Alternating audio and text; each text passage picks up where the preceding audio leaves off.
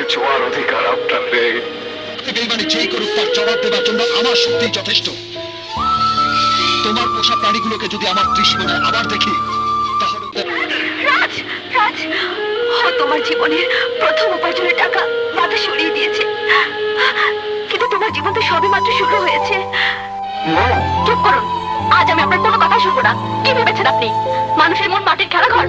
যখন চাইলাম নিজের হাতে ভেঙে দিলাম, যখন চাইলাম আবার করে নেব। না মিস্টার আরিফ, না। তাহলে বোঝাবো মৃত্যু যন্ত্রণা কত ভয়ঙ্কর। গিয়েছিলাম, এলাকাবাসী সহ লোকজন, চেয়ারম্যান জানালো হয়তো আমার বোন খুশিকে হত্যা বা গুম করছে। এই মৌ যদি দেহ বিক্রি করতো তাহলে আজকে ওই গাড়ির ব্যাগ ডালায় ময়ের স্থান হতো না। উল্টো ময়ের বাড়ির সামনে লাইন ধরে আপনার মতো বড় লোকের বিক্রি যাওয়া ছেলেরা গাড়ি নিয়ে আরেকজনের গাড়ি জল মেরেছিলাম বলে ওরা আমাকে তুলে নিয়ে যেতে চেয়েছিল। সুন্দরী বলে সবার নজর থাকে এই দেহের উপরে। মনে হয় সুযোগ পেলে চাপড়ে পরে ওরা খাপে নেবে আমার শরীরের চামড়া, মাংস, সবকিছু। ওদের হাত থেকে বাঁচার জন্য প্রতিনিয়ত আমাকে যুদ্ধ করতে। বন্ধ করলে আমি দেখতে পাই আমার মায়ের হাতটা চিৎকার করে বলছে তাকে হত্যা করা হয়েছে, তাকে হত্যা করা হয়েছে। বন্ধুরা কেমন আছেন? নিশ্চয়ই ভালো আছেন। আপনাদের মাঝে আমি নিয়ে আসলাম HK1 বাংলা মুভি। এই চ্যানেলটি বিনোদনমূলক একটি চ্যানেল, আর এই চ্যানেলে যদি আপনারা সাবস্ক্রাইবার এবং বেল আইকনটি বাজিয়ে রাখেন আপনারা নতুন নতুন আপডেট নিউ ভিডিও দেখতে পাবেন। বাপ বেটা 420 পরিচালক আজিজ রহমান, প্রযোজনা করেছেন ATM শামসুজ্জামান এবং কাহিনী লিখেছেন ছুটকু আহমেদ। এতে প্রধান চরিত্রে অভিনয় করেছেন ইলিয়াস কাঞ্চন, চম্পা, মান্না, আহমেদ শরীফ, ATM শামসুজ্জামান। ছবিটি মুক্তি পায় 1991 সালে। দ্বিতীয় নম্বর যে ছবিটি রাজা 420 2016 সালে মুক্তিপ্রাপ্ত। পরিচালক উত্তম আকাশ। এতে অভিনয় করেছেন শাকিব খান, অপু বিশ্বাস, ওমর সানি, রাবিনা বৃষ্টি, অমেদ হাসান, সাদেক বাচ্চু, কাবিলা।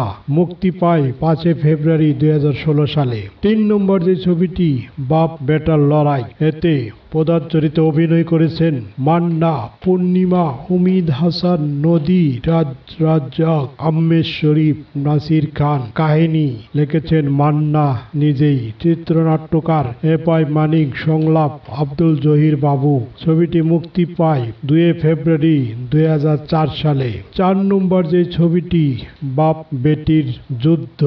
এতে মেন ভূমিকায় অভিনয় করেছেন পপি, শাকিব খান, নায়ক রাজ্জাক ও আলমগীর। 2001 সালে ছবিটি বাপ বেটি যুদ্ধ মুক্তি পায়। 5 নম্বর যে ছবিটি জজ ব্যারিস্টার পুলিশ কমিশনার। পরিচালনা করেছেন FI মানিক। ছবিতে অভিনয় করেছেন শাকিব খান, পূর্ণিমা, নায়ক রাজ্জাক, সোহেল রানা, আলমগীর, সাদেক বাচ্চু, মিশা সদাগর। ছবিটি মুক্তি পায় 10 মে 2013 সালে। সর্বশেষ যে ছবিটি 6 নম্বর ভয়াবহ।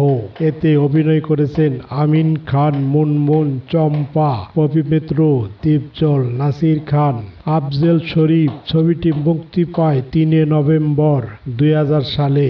বাংলার তারকাদের এই চলচ্চিত্রগুলোর মধ্যে আপনাদের কাছে কার ছবিটি সব থেকে ভালো লেগেছে কমেন্টস করে জানিয়ে দিবেন। HK1 Bangla movie. সকলকেই ধন্যবাদ।